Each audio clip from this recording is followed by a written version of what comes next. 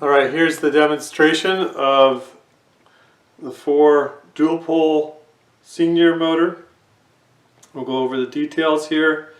We're going to run it at 12 volts.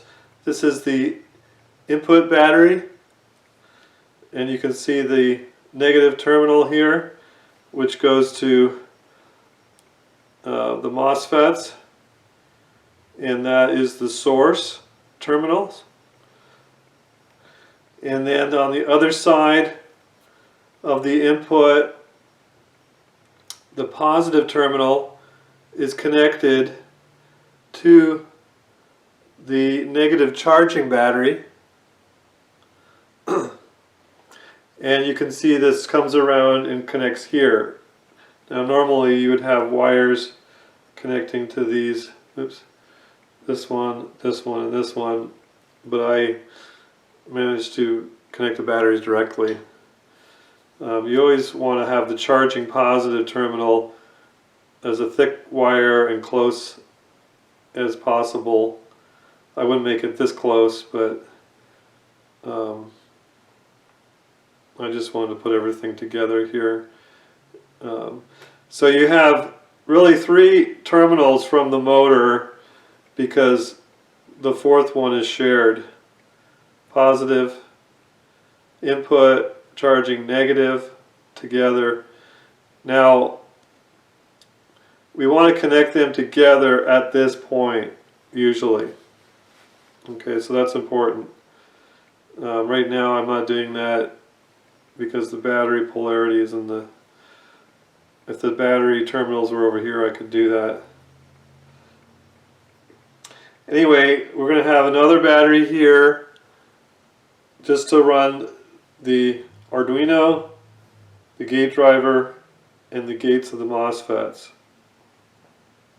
And that's important that this is isolated from this battery because this input battery gets a lot of spikes, and we don't want any spikes going to the Arduino, and especially these gate drivers and the MOSFET gates either. They're very sensitive. Now we could put an isolated DC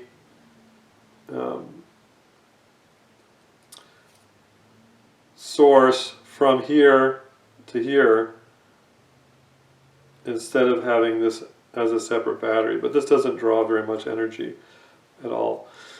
Alright, so we're going to run this at 12 volts. As you can see, there's these little blue capacitors here.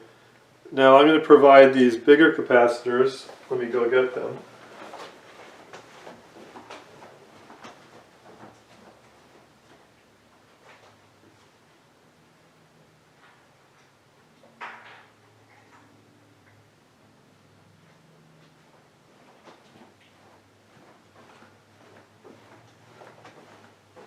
These capacitors are much bigger. Actually, these are probably a little too big. But anyway, you can put them in place of these. What you want to do is look at the oscilloscope across the drain and the source. So this is the source terminal, this is the center terminal, is the drain. And we want to look at that with the oscilloscope and consider the voltage peak to peak. We want to go no more than 500 volts because these MOSFETs are rated for 500 volts maximum between the source and the drain. So now, once we load down the motor mechanically, when we load down the motor mechanically, the spike will increase. And also when we put higher voltage input, the spike will increase. So we don't want that to increase above 500 volts. So as we increase the voltage here and the amperage by loading down the motor, we're going to have to increase the capacitance here. Now this is 0.056 microfarad, very small capacitance, high voltage. So we want, of course, at least 500 volt capacitor. And of course the MOSFETs have their own capacitance, but they will be quickly, well, anyway, as we add more capacitance, it tends to lower things down. Now the other thing that I don't have here is if we put, because we have the terminals, the battery right at the terminals here, and there's no wires, I haven't put capacitor. So if we had a big capacitor right at this terminal and this terminal, so if we had wires connecting on the motor side of the wires, here and here we have the capacitor, and then we have inductance going to the battery. That will also help with the spike on the input side. It will help lower that. We put that on the little mini motor. Ideally it would be like right here and here that we would have a capacitor. So it would be a very little inductance between the motor and the capacitor. So these are, I think, 2.2. They're probably too high. I think I'll provide the 1 microfarad capacitors rather than those. But if you want to push this harder and you want to raise the voltage, you're going to have to watch that. So make slow changes from 12 volts to higher loads and get used to it. And that's the only thing I can do here because it's a flexible motor. So now the other thing to notice is on the green board here, the Arduino board, there is a little potentiometer. So right now I have it to full because we're at 12 volts. And as we go up higher in voltage, we don't want to turn this all the way to the full. Really, we have different code. Once we go above 24 volts, we have different code so that it's limited.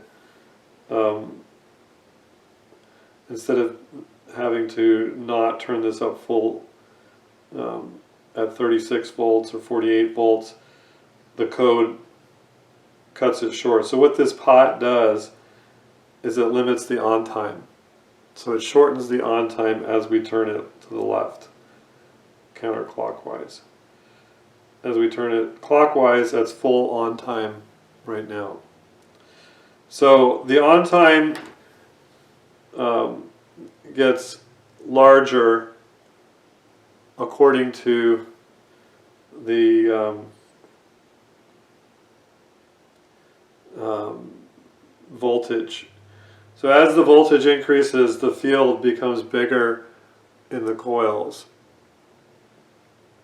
So we want to actually limit that because these magnets are 1 1/4 inch each, right? And so we don't want them on for too long.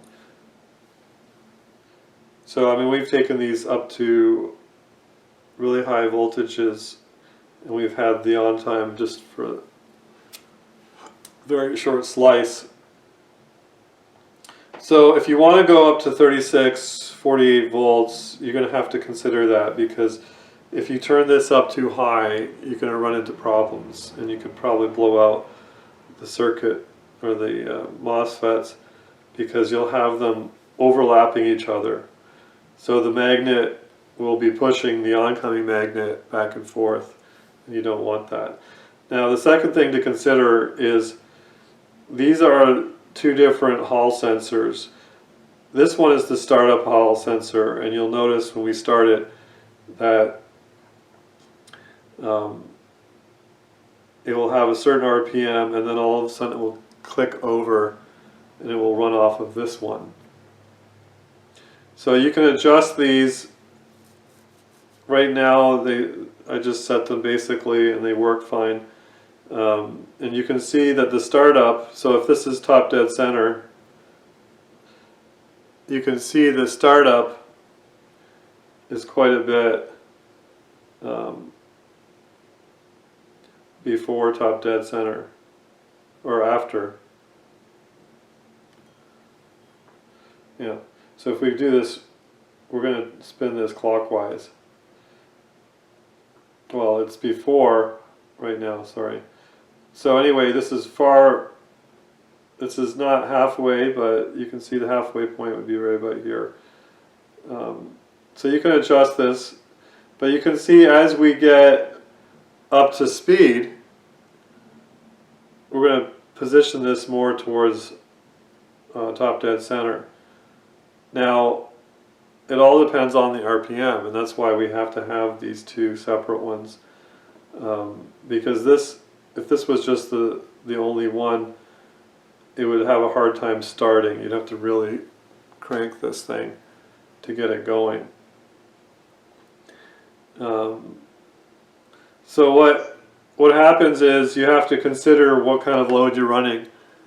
So this position right here is going to depend upon what you're doing with the motor. Right now I don't have any load on it. I mean, there's a slight load because the generator coils are sitting there and they're posing a drag on the magnets. You can feel, there's quite a drag there between the 8 coils. We can short these out and the motor will speed up a little bit. Not as dramatically as the little motor, but it does do that. And what these are, instead of a 1 wire, we have 4 wires here, which gives a greater efficiency. So you can cut these wires as you want. You can run these independently from each other or in series or in parallel with each other. Just get the polarity right. And you can cut them to whatever length. I'm just leaving them as they are for the customer. So now, like I said, once you decide what kind of load you want to run, then you can position this, just bending it to where you want it. And then this one is more determined for what voltage you're going to start it at, or you're going to run the whole motor at where this is positioned. But right now it looks like a good position. So let's start this up. And this is the amp meter. So you're going to look at that amp meter.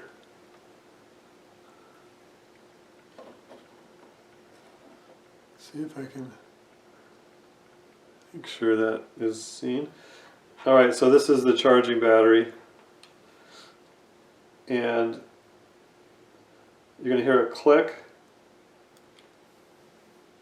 And that's showing that it's all connected. If I didn't have the input battery connected, you wouldn't hear that. And that's just kind of a sample for the code to program to become active. Notice that it's got the Hall position, and the Hall is on, and there's a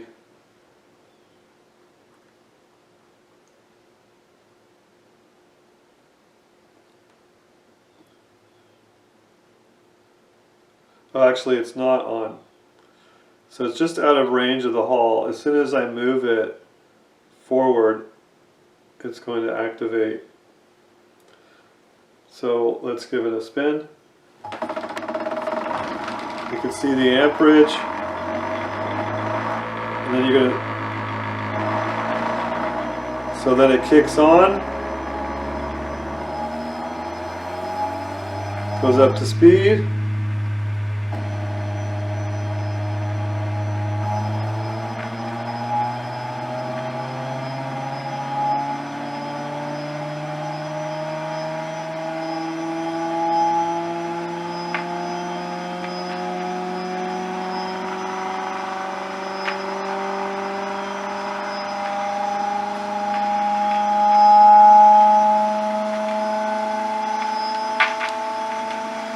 And then it will just go faster and faster. Like I said, if I bring this to top dead center, it's going to go really fast. But that would be if you didn't have any load on it, and that's not really the purpose of this motor. Unless you're doing the experiments with the negative third stage process, and where you want to have higher RPMs.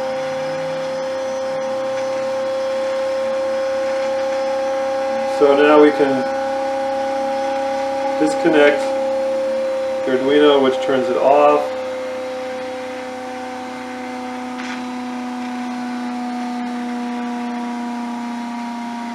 And we wouldn't really want to disconnect the charging battery while it's still spinning, because there is some energy from the passing magnets.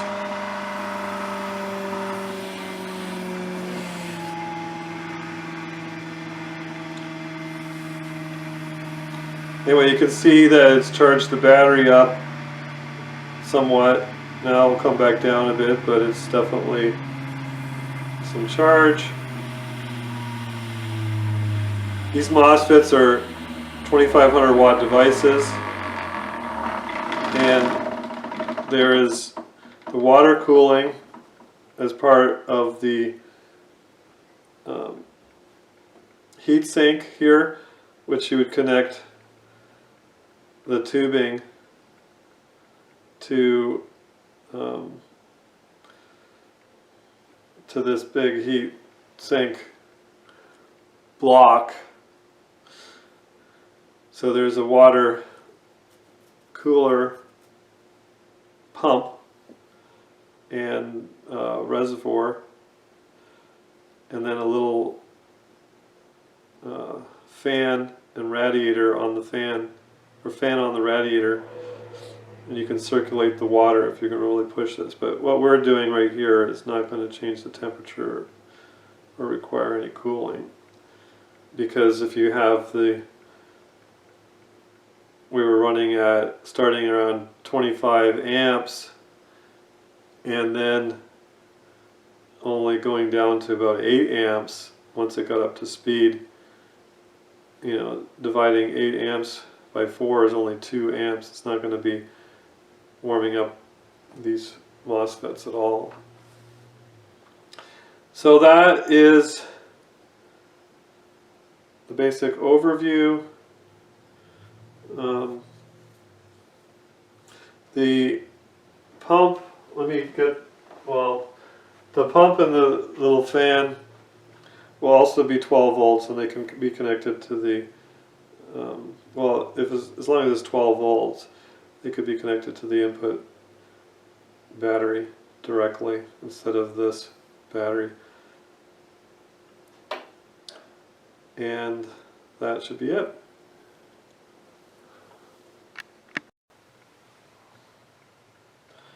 Alright, there's some things to show here I forgot to mention.